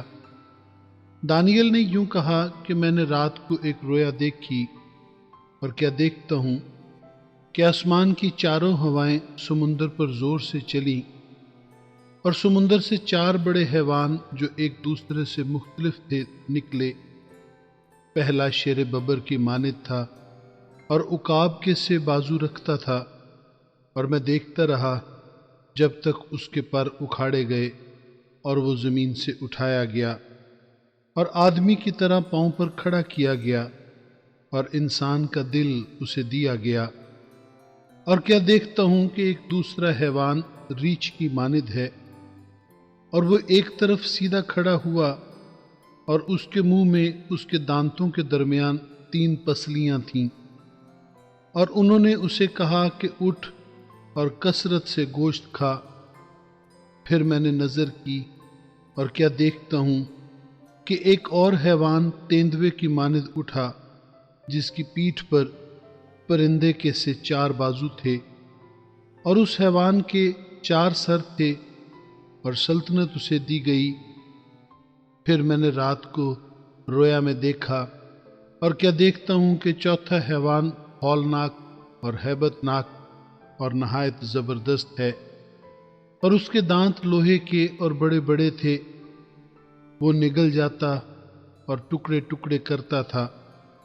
اور جو کچھ باقی بچتا اس کو پاؤں سے لتاڑتا تھا، اور یہ ان سب پہلے حیوانوں سے مختلف تھا، اور اس کے 10 سینگ تھے۔ میں نے ان سینگوں پر غور سے نظر کی، اور کیا دیکھتا ہوں کہ ان کے درمیان سے ایک اور چھوٹا سا سینگ نکلا، جس کے آگے پہلوں میں سے 3 سینگ جڑ سے اکھاڑے گئے۔ اور کیا دیکھتا ہوں کہ اس سینگ میں انسان کی سی آنکھیں ہیں، اور ایک منہ ہے جس سے گھمنڈ کی باتیں نکلتی ہیں۔ میرے دیکھتے ہوئے تخت لگائے گئے، اور قدیم الایام بیٹھ گیا۔ اس کا لباس برف سا سفید تھا، اور اس کے سر کے بال خالص اون کی مانند تھے۔ اس کا تخت آگ کے شعلہ کی مانند تھا، اور اس کے پہیے جلتی آگ کی مانند تھے۔ اس کے حضور سے ایک آتشی دریا جاری تھا، ہزاروں ہزار اس کی خدمت میں حاضر تھے، اور لاکھوں لاکھ اس کے حضور کھڑے تھے۔ عدالت ہو رہی تھی اور کتابیں کھلی تھیں۔ میں دیکھ ہی رہا تھا کہ اس سینگ کی گھمنڈ کی باتوں کی آواز کے سبب سے میرے دیکھتے ہوئے وہ حیوان مارا گیا، اور اس کا بدن ہلاک کر کے شعلہ زن آگ میں ڈالا گیا،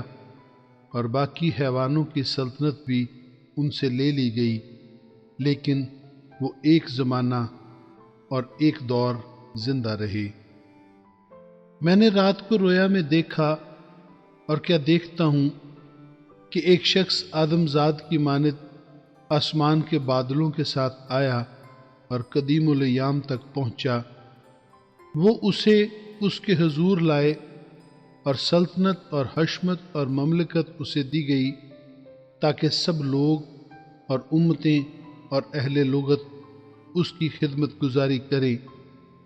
اس کی سلطنت ابدی سلطنت ہے جو جاتی نہ رہے گی، اور اس کی مملکت لازوال ہوگی۔ مجھ دانیل کی روح میرے بدن میں ملول ہوئی، اور میرے دماغ کے خیالات نے مجھے پریشان کر دیا۔ جو میرے نزدیک کھڑے تھے، میں ان میں سے ایک کے پاس گیا، اور اس سے ان سب باتوں کی حقیقت دریافت کی۔ بس اس نے مجھے بتایا اور ان باتوں کا مطلب سمجھا دیا۔ یہ 4 بڑے حیوان 4 بادشاہ ہیں جو زمین پر برپا ہوں گے، لیکن حق تعالیٰ کے مقدس لوگ سلطنت لے لیں گے، اور ابد تک، ہاں ابدالآباد تک اس سلطنت کے مالک رہیں گے۔ تب میں نے چاہا کہ چوتھے حیوان کی حقیقت سمجھوں، جو ان سب سے مختلف اور نہایت ہولناک تھا، جس کے دانت لوہے کے اور ناخن پیتل کے تھے، جو نگلتا اور ٹکڑے ٹکڑے کرتا، اور جو کچھ باقی بچتا اس کو پاؤں سے لتاڑتا تھا، اور 10 سینگوں کی حقیقت جو اس کے سر پر تھے، اور اس سینگ کی جو نکلا اور جس کے آگے 3 گر گئے، یعنی جس سینگ کی آنکھیں تھیں اور ایک منہ تھا جو بڑے گھمنڈ کی باتیں کرتا تھا، اور جس کی صورت اس کے ساتھیوں سے زیادہ روبدار تھی، میں نے دیکھا کہ وہی سینگ مقدسوں سے جنگ کرتا اور ان پر غالب آتا رہا جب تک کہ قدیم الایام نہ آیا اور حق تعالیٰ کے مقدسوں کا انصاف نہ کیا گیا، اور وقت آ نہ پہنچا کہ مقدس لوگ سلطنت کے مالک ہوں۔ اس نے کہا کہ چوتھا حیوان دنیا کی چوتھی سلطنت ہے، جو تمام سلطنتوں سے مختلف ہے اور تمام زمین کو نگل جائے گی اور اسے لتاڑ کر ٹکڑے ٹکڑے کرے گی، اور وہ 10 سینگ 10 بادشاہ ہیں جو اس سلطنت میں بھرپا ہوں گے، اور ان کے بعد ایک اور بھرپا ہوگا اور وہ پہلوں سے مختلف ہوگا اور 3 بادشاہوں کو زیر کرے گا، اور وہ حق تعالیٰ کے خلاف باتیں کرے گا اور حق تعالیٰ کے مقدسوں کو تنگ کرے گا اور مقررہ اوقات و شریعت کو بدلنے کی کوشش کرے گا، اور وہ ایک دور اور دوروں اور نیم دور تک اس کے حوالہ کیے جائیں گے۔ تب عدالت قائم ہوگی اور اس کی سلطنت اس سے لے لیں گے کہ اسے ہمیشہ کے لیے نیست و نابود کریں، اور تمام آسمان کے نیچے سب ملکوں کی سلطنت اور مملکت اور سلطنت کی حشمت حق تعالیٰ کے مقدس لوگوں کو بخشی جائے گی۔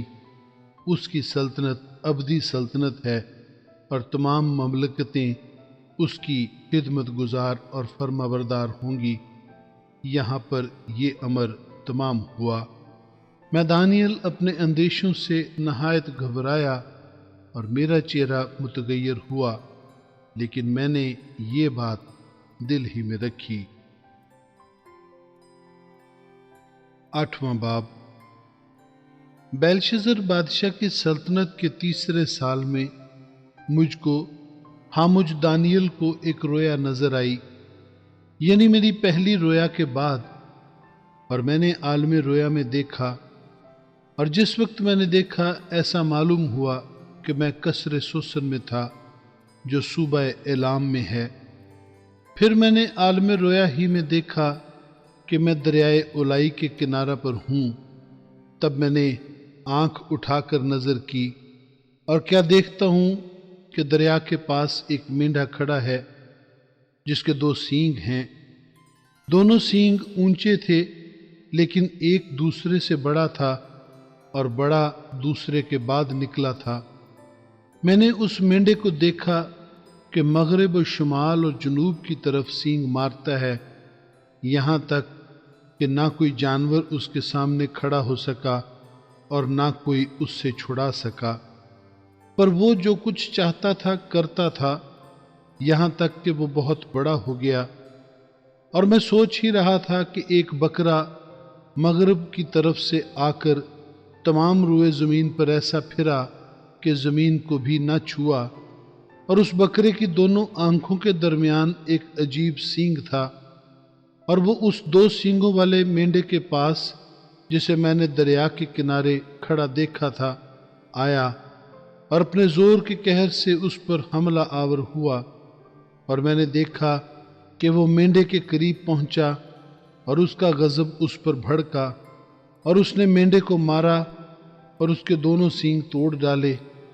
اور مینڈے میں اس کے مقابلہ کی تاب نہ تھی۔ بس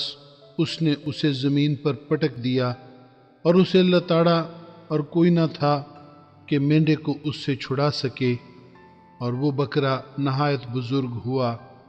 اور جب وہ نہایت زوراور ہوا تو اس کا بڑا سینگ ٹوٹ گیا، اور اس کی جگہ 4 عجیب سینگ آسمان کی چاروں ہواؤں کی طرف نکلے، اور ان میں سے ایک چھوٹا سینگ نکلا جو جنوب اور مشرق اور جلالی ملک کی طرف بے نہایت بڑھ گیا، اور وہ بڑھ کر اجرام فلک تک پہنچا، اور اس نے بعض اجرام فلک اور ستاروں کو زمین پر گرا دیا اور ان کو لتاڑا، بلکہ اس نے اجرام کے فرما روا تک اپنے آپ کو بلند کیا اور اس سے دائمی قربانی کو چھین لیا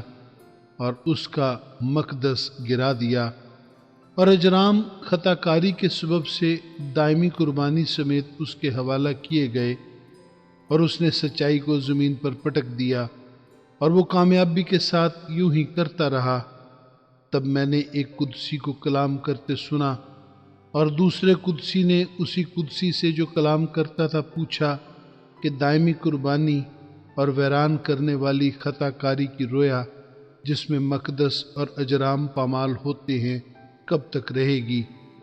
اور اس نے مجھ سے کہا کہ 2300 صبح و شام تک، اس کے بعد مقدس پاک کیا جائے گا۔ پھر یوں ہوا کہ جب میں دانیل نے یہ رویا دیکھی اور اس کی تعبیر کی فکر میں تھا تو کیا دیکھتا ہوں کہ میرے سامنے کوئی انسان صورت کھڑا ہے، اور میں نے الائی میں سے آدمی کی آواز سنی جس نے بلند آواز سے کہا کہ اے جبرائیل، اس شخص کو اس رویا کے معنی سمجھا دے۔ چنانچہ وہ جہاں میں کھڑا تھا نزدیک آیا، اور اس کے آنے سے میں ڈر گیا اور منہ کے بل گرا، پر اس نے مجھ سے کہا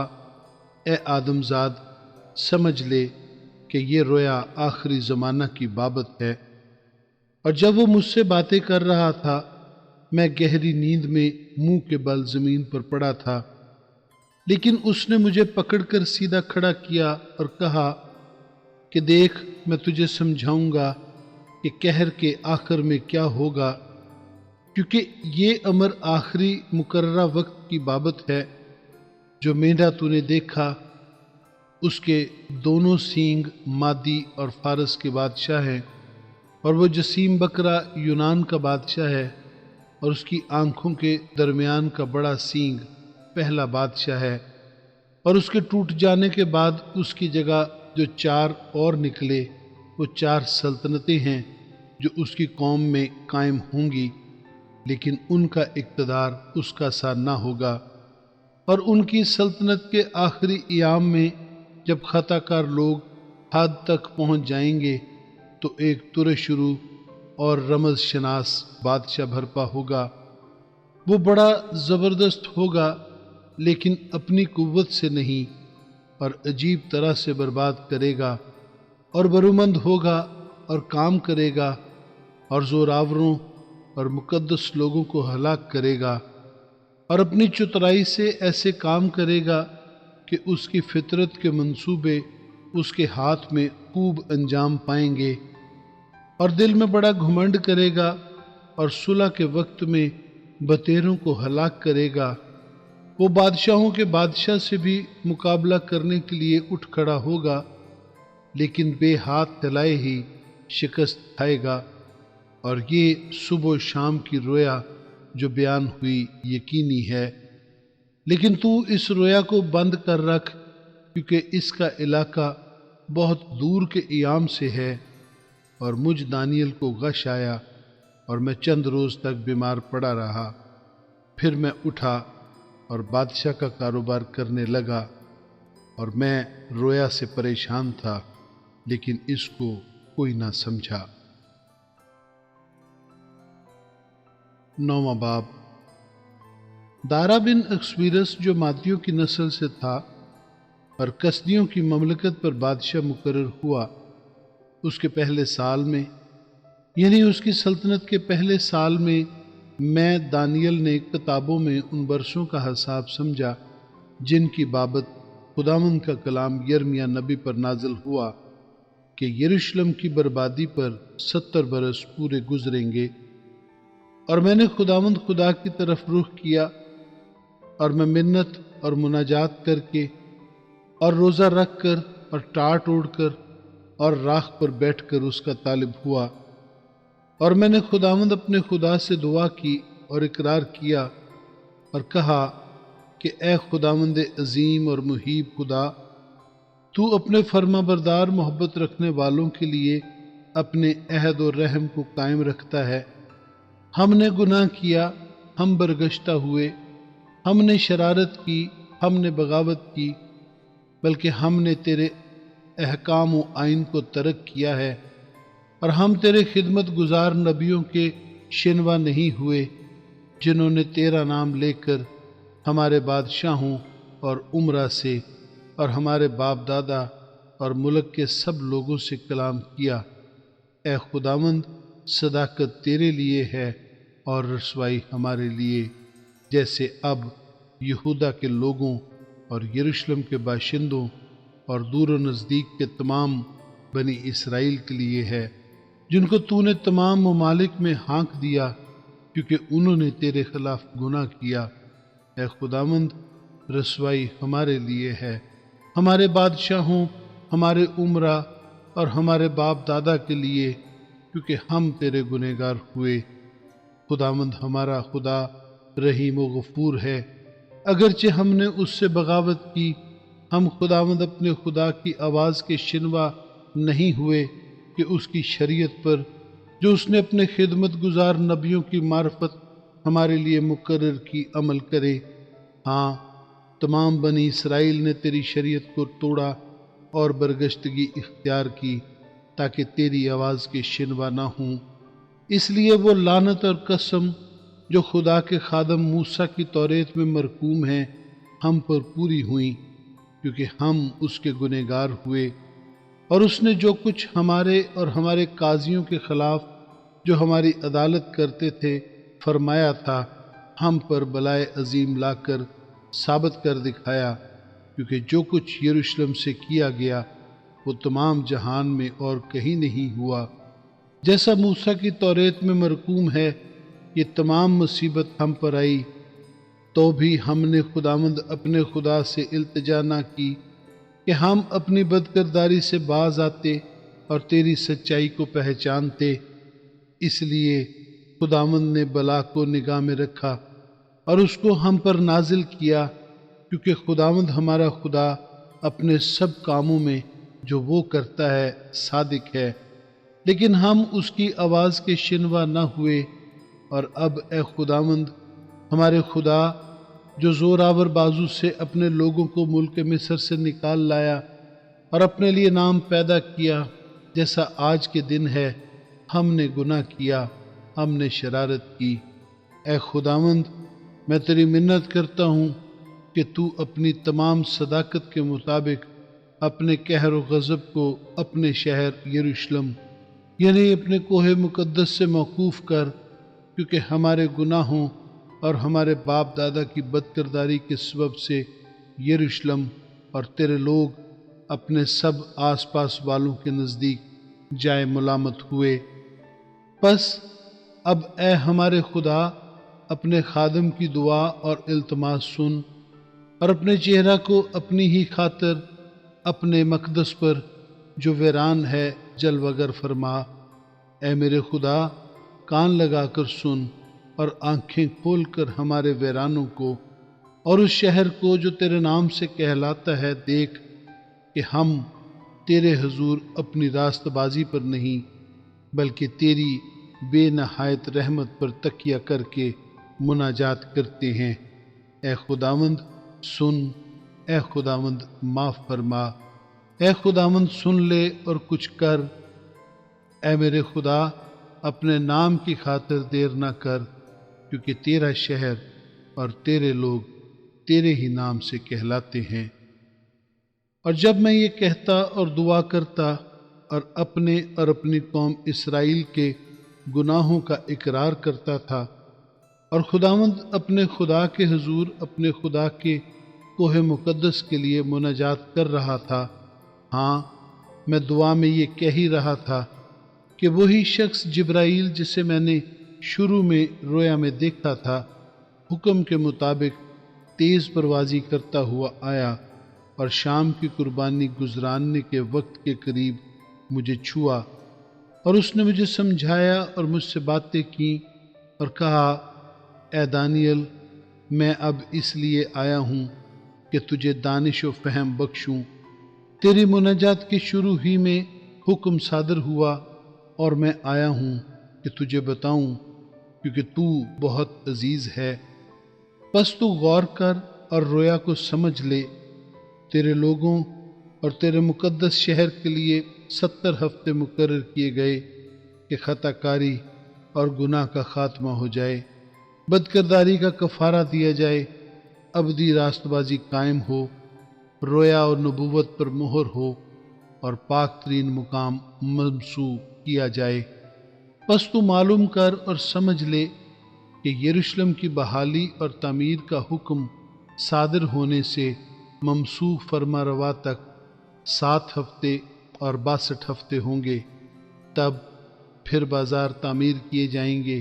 اور فصیل بنائی جائے گی، مگر مصیبت کے ایام میں۔ اور 62 ہفتوں کے بعد وہ ممسوح قتل کیا جائے گا اور اس کا کچھ نہ رہے گا، اور ایک بادشاہ آئے گا جس کے لوگ شہر اور مقدس کو مسمار کریں گے، اور اس کا انجام گویا طوفان کے ساتھ ہوگا، اور آخر تک لڑائی رہے گی۔ بربادی مقرر ہو چکی ہے،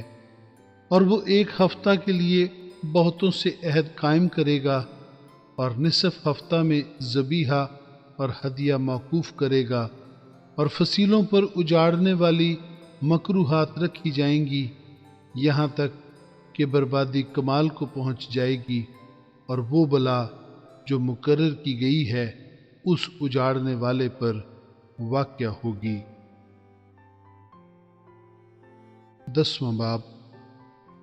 شاہ فارس خورس کے 3 سال میں دانیل پر، جس کا نام بیلتشزر رکھا گیا،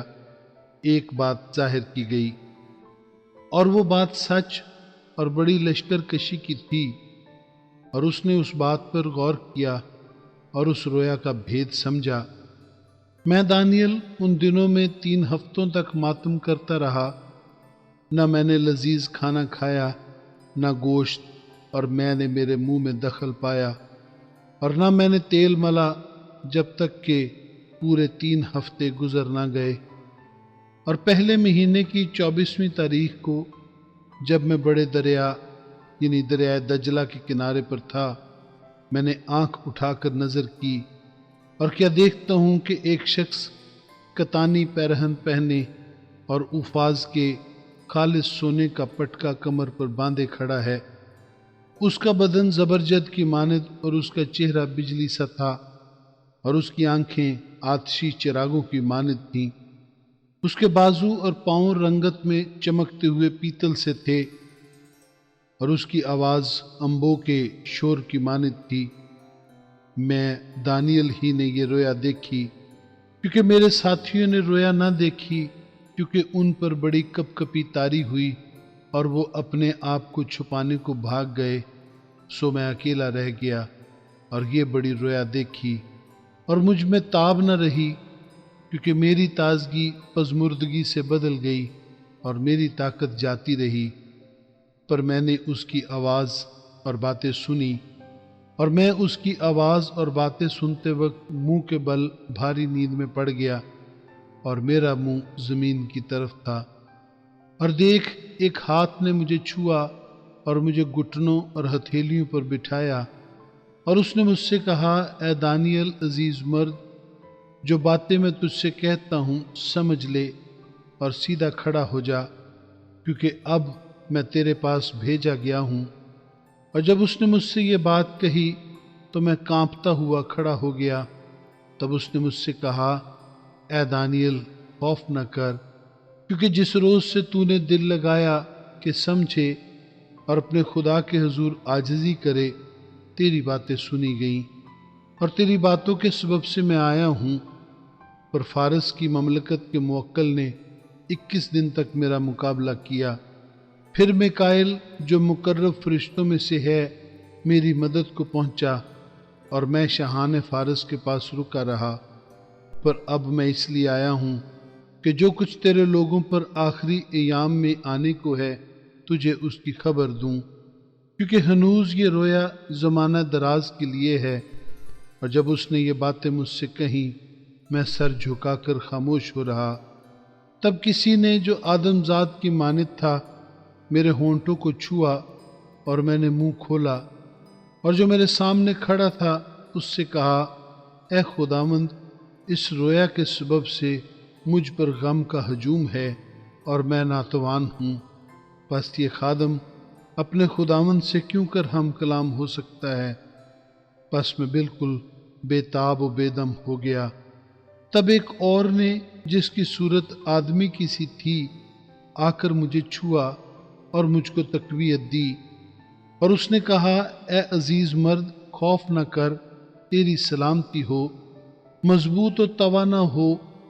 اور جب اس نے مجھ سے یہ کہا تو میں نے توانائی پائی اور کہا اے میرے خداوند فرما، کیونکہ تو ہی نے مجھے قوت بخشی ہے۔ تب اس نے کہا کیا تو جانتا ہے کہ میں تیرے پاس کس لیے آیا ہوں؟ اور اب میں فارس کے موکل سے لڑنے کو واپس جاتا ہوں، اور میرے جاتے ہی یونان کا موکل آئے گا، لیکن جو کچھ سچائی کی کتاب میں لکھا ہے تجھے بتاتا ہوں، اور تمہارے موکل میکائیل کے سوا اس میں میرا کوئی مددگار نہیں۔ 11واں باب۔ اور دارا مادی کی سلطنت کے پہلے سال میں ہی اس کو قائم کرنے اور تقویت دینے کو کھڑا ہوا۔ اور اب میں تجھ کو حقیقت بتاتا ہوں، فارس میں ابھی 3 بادشاہ اور بھرپا ہوں گے، اور چوتھا ان سب سے زیادہ دولت مند ہوگا، اور جب وہ اپنی دولت سے تقویت پائے گا تو سب کو یونان کی سلطنت کے خلاف ابھارے گا۔ لیکن ایک زبردست بادشاہ بھرپا ہوگا جو بڑے تسلط سے حکمران ہوگا اور جو کچھ چاہے گا کرے گا، اور اس کے بھرپا ہوتے ہی اس کی سلطنت کو زوال آئے گا، اور آسمان کی چاروں ہواؤں کی اطراف پر تقسیم ہو جائے گی، لیکن نہ اس کی نسل کو ملے گی اور نہ اس کا سا اقبال باقی رہے گا، بلکہ وہ سلطنت جڑ سے اکھڑ جائے گی اور غیروں کے لیے ہوگی۔ اور شاہ جنوب زور پکڑے گا، اور اس کی عمرہ میں سے ایک اس سے زیادہ اقتدار و اختیار حاصل کرے گا، اور اس کی سلطنت بہت بڑی ہوگی، اور چند سال کے بعد وہ آپس میں میل کریں گے، کیونکہ شاہ جنوب کی بیٹی شاہ شمال کے پاس آئے گی تاکہ اتحاد قائم ہو، لیکن اس میں قوت بازو نہ رہے گی، اور نہ وہ بادشاہ قائم رہے گا نہ اس کا اقتدار،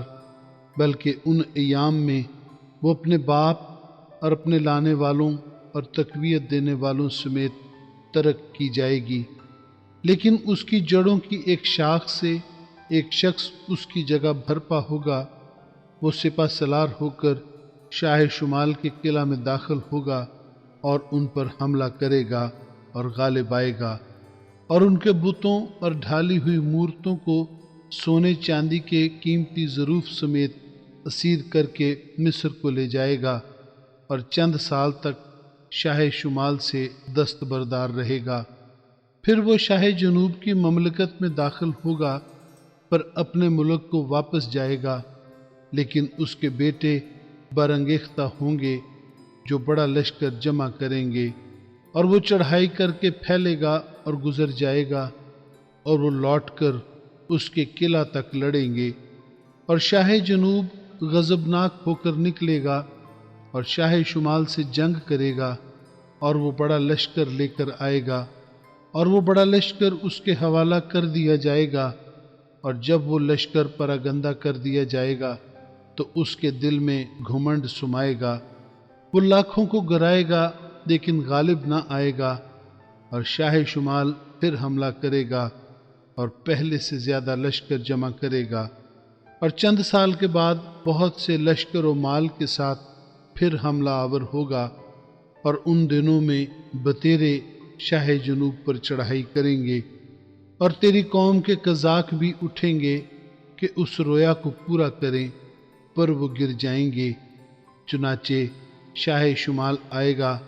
اور دمدمہ باندھے گا اور حسین شہر لے لے گا،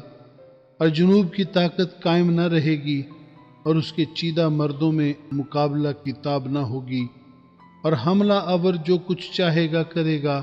اور کوئی اس کا مقابلہ نہ کر سکے گا۔ وہ اس جلالی ملک میں قیام کرے گا، اور اس کے ہاتھ میں تباہی ہوگی، اور وہ یہ ارادہ کرے گا کہ اپنی مملکت کی تمام شوکت کے ساتھ اس میں داخل ہو،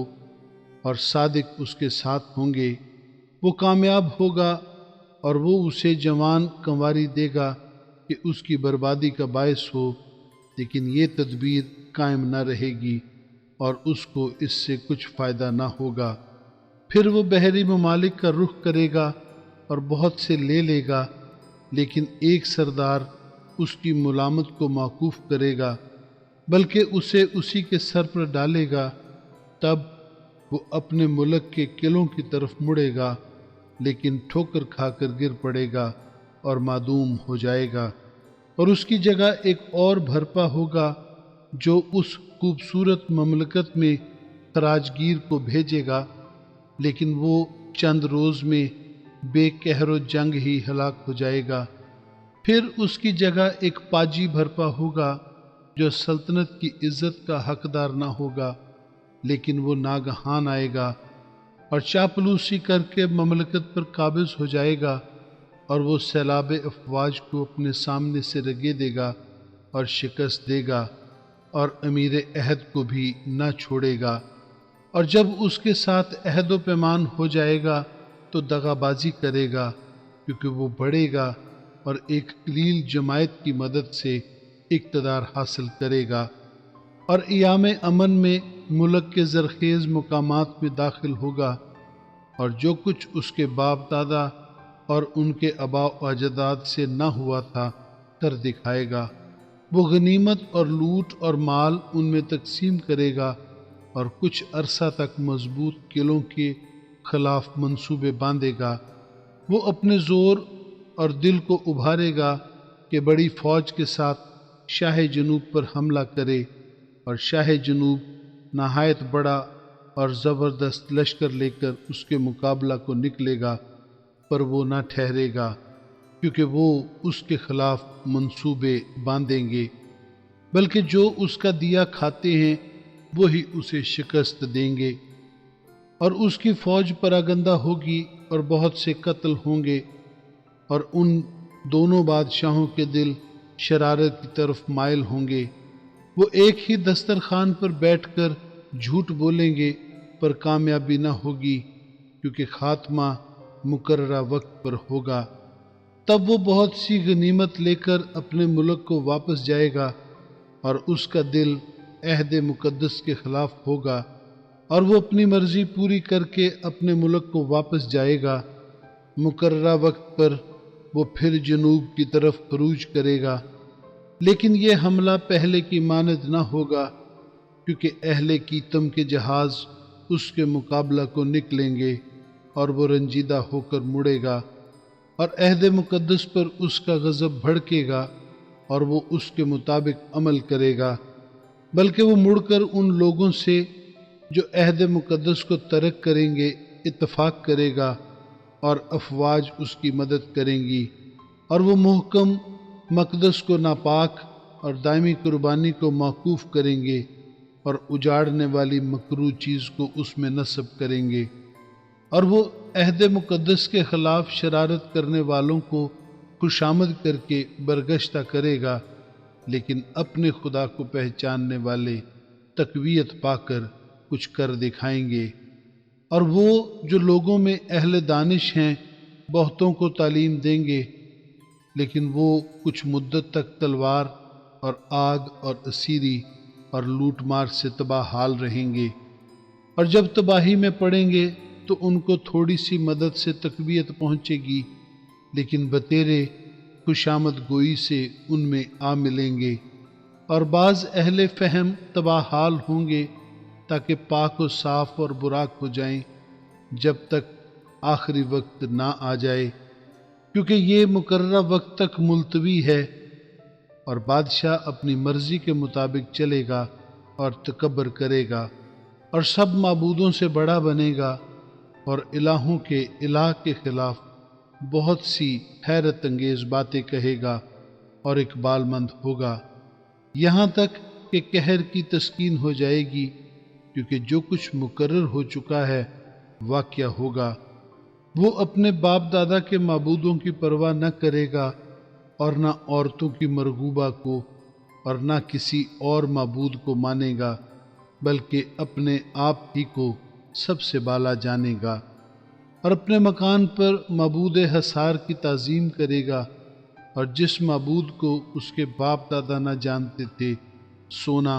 اور چاندی اور قیمتی پتھر اور نفیس ہدیے دے کر اس کی تکریم کرے گا۔ وہ بیگانہ معبود کی مدد سے محکم قلعوں پر حملہ کرے گا۔ جو اس کو قبول کریں گے ان کو بڑی عزت بخشے گا اور بہتوں پر حاکم بنائے گا اور رشوت میں ملک کو تقسیم کرے گا۔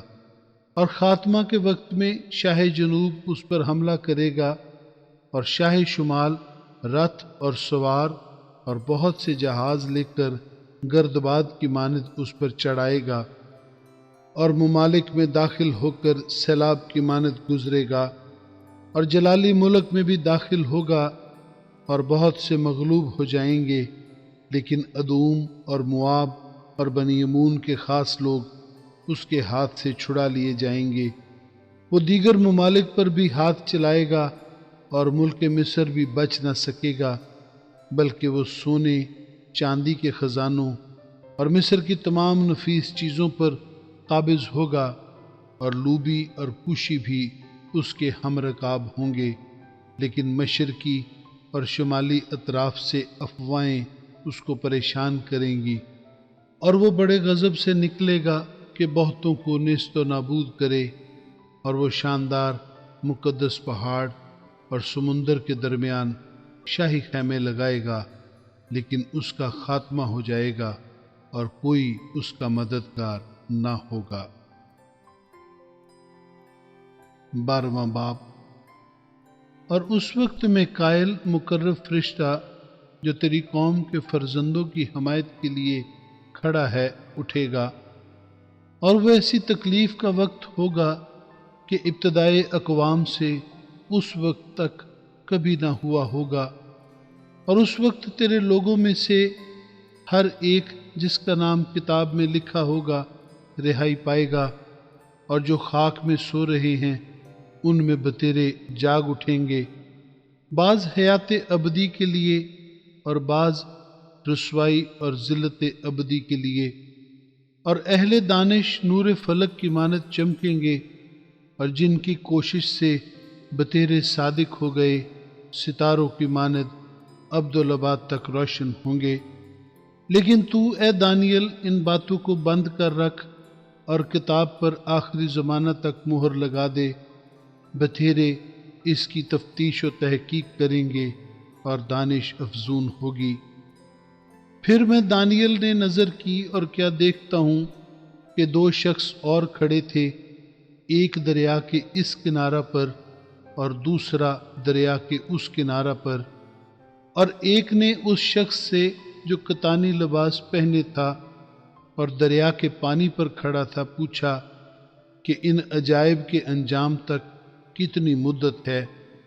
اور میں نے سنا کہ اس شخص نے جو کتانی لباس پہنے تھا جو دریا کے پانی کے اوپر کھڑا تھا دونوں ہاتھ آسمان کی طرف اٹھا کر حی القیوم کی قسم کھائی اور کہا کہ ایک دور اور نیم دور، اور جب وہ مقدس لوگوں کے اقتدار کو نیست کر چکیں گے تو یہ سب کچھ پورا ہو جائے گا۔ اور میں نے سنا پر سمجھ نہ سکا، تب میں نے کہا اے میرے خداوند ان کا انجام کیا ہوگا؟ اس نے کہا اے دانیل تو اپنی راہ لے، کیونکہ یہ باتیں آخری زمانہ تک بند و سربہ مہر رہیں گی، اور بہت لوگ پاک کیے جائیں گے اور صاف و براق ہوں گے، لیکن شریر شرارت کرتے رہیں گے، اور شریروں میں سے کوئی نہ سمجھے گا پر دانشور سمجھیں گے۔ اور جس وقت سے دائمی قربانی موقوف کی جائے گی اور اجاڑنے والی مکروہ چیز نصب کی جائے گی 1290 دن ہوں گے۔ مبارک ہے وہ جو 1335 روز تک انتظار کرتا ہے، پر تو اپنی راہ لے جب تک کہ مدت پوری نہ ہو، کیونکہ تو آرام کرے گا اور ایام کے اختتام پر اپنی میراث میں اٹھ کھڑا ہوگا۔ آمین ثم آمین۔